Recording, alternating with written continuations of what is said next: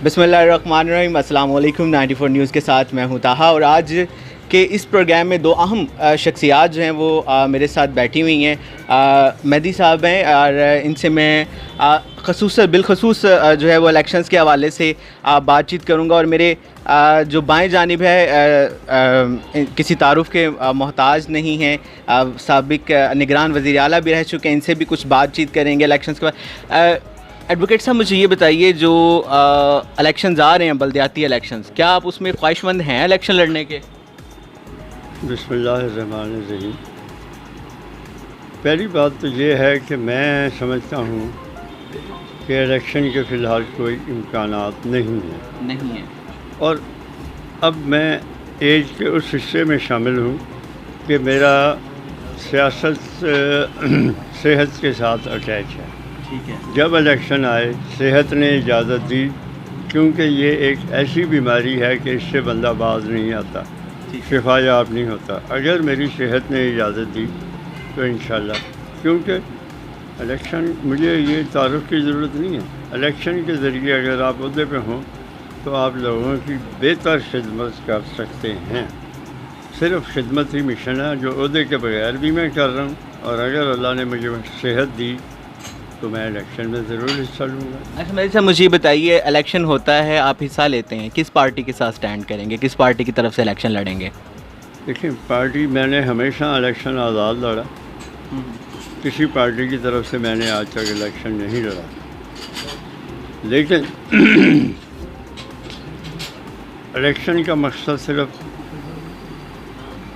अपनी आप को महसूस ये देखना कि अवाम मुझे पसंद करती है, अवाम मेरे साथ है, मेरे मदद करती है, और सिर्फ काम खिदमत है।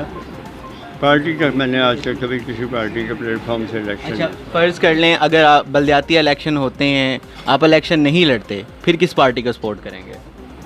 पार्टी को मैं किसी को नहीं, फिर मैं बेहतरीन कैंडिडेट जो होगा उसको सपोर्ट करूँगा, जो बेहतरीन। अच्छा नाज़रीन ग्रामी, मेरी बाएं जानिब जो है हसन अस्करी साहब तशरीफ़ फरमा है, इनसे भी कुछ बातचीत करेंगे मुल्की हालात के हवाले से भी, इलेक्शंस के हवाले से भी, और माशाल्लाह मुख्तलिफ़ खिदमात भी हैं इनकी। अच्छा डॉक्टर साहब, मुझे सबसे पहले ये बताइए कि जो दौर चल रहा है, क्या आप इसमें, इस सिचुएशन में बल्दियाती इलेक्शन होते देख रहे हैं या नहीं देख रहे? देखिए, कोशिश तो है कि पंजाब में बल्दियाती इंतखाबात हों और होने भी चाहिए, लेकिन फ़िलहाल तैयारियां अभी उस स्टेज पे नहीं हैं कि हम कह सकें कि हाँ इलेक्शन वाकई हो रहे हैं। कोशिश हो रही है, और अगर तैयारी मुकम्मल हो गई तो मेरा ख़्याल ये है कि साल ख़त्म होने से पहले बल्दियाती इंतखाब हो सकता है, लेकिन फ़िलहाल जो है अभी हमें पूरी तरह पता नहीं कि इलेक्शन होगा कि नहीं होगा। ठीक हो गया। अच्छा मुझे डॉक्टर साहब ये भी बताइए, जो इस वक्त मुल्की सूरत हाल है, जो कोरोना क्राइसिस है, फिर उसमें माशी बहरान का शिकार भी है मुल्क, ज़ाहिर सी बात, इस पे कुछ सूरत हाल इस नज़रसानी कीजिएगा कि जो कोरोना की वजह से कमर तो टूट गई है, पूरी दुनिया की तरह पाकिस्तान की भी कमर टूटी है। आपके ख्याल में क्या देखते हैं आप, पाकिस्तान आइंदा आने वाले कितने अरसे तक दोबारा स्टैंड करेगा? देखिए, अगर हम कोरोना से अगले 3 महीने में निकल गए बाहर, तो फिर मेरा ख़्याल है पाकिस्तान की इकॉनमी को रिकवर करने का चांस मिल जाता है, क्योंकि इकनॉमिक एक्टिविटी पाकिस्तान के अंदर नहीं थी, सारी बिज़नेस 3 महीने करीब बंद रही है। अब यह है कि थोड़ा थोड़ा खोलना शुरू किया है, लेकिन ये है कि अगर अक्टूबर के एंड तक हमें ये अंदाज़ा हो गया कि कोरोना कंट्रोल में आ गया है, तब मेरा ख़्याल ये है कि उसके अगले 6 महीने में आपकी इकॉनमी रिकवर कर सकती है। लेकिन अगर खुदा न खास्ता ये मामला आगे की तरफ बढ़ा तो फिर जो है हमारी इकॉनमी की जो मौजूदा मुश्किलात हैं उनमें इजाफ़ा होगा। ठीक है। अच्छा डॉक्टर साहब, अगला मेरा सवाल ये है कि कोरोना के हवाले से, कि अभी कोरोना नहीं गया मुल्क से, हलाकतें अब भी हो रही हैं, केसेस भी सामने आ रहे हैं, क्या इस सूरत हाल में सिनेमा हॉल्स को खोलना, पार्क्स को खोलना, आपके ख्याल में हुकूमत के हवाले से या सूबे के हवाले से बेहतर हिकमत अमली का भी वेट करना चाहिए था? देखिए, ये काम ग्रेजुअली हो रहा है। कुछ चीज़ें इन्होंने खोली हैं, मतलब मार्केट को खोल दिया है इस हफ्ते से, लेकिन असल जो मसाइल हैं वो स्कूलों कॉलेजों के हैं, क्योंकि वहाँ بہت زیادہ تعداد میں اسٹوڈنٹس ہیں، وہ غالباً ستمبر کے مڈل تک ہوگا، لیکن وہ ڈپینڈ اس بات پہ کرے گا کہ ستمبر کے پہلے ہفتے میں سچویشن کیا ہے۔ اگر تو پاکستان کی سچویشن کا یہ بہتری کا رجحان قائم رہا تب تو یہ نارمل ہو جائے گا، لیکن اگر فرض کیجئے خدا نہ خواستہ چیزیں واپسی کی طرف گئیں تو پھر یہ نہیں کھولیں گے۔ گریجولی کھول کے چیک کرنا چاہیے، اور لوگوں کو یہ بھی جو ہے نصیحت کرنی چاہیے کہ اگر کرونا کم ہو رہا ہے اس کے باوجود آپ کو احتیاط ضروری ہے، کیونکہ اس کا کوئی ہمارے پاس حتمی علاج نہیں ہے، اور احتیاط ہی اس کا سب سے بہترین علاج ہے۔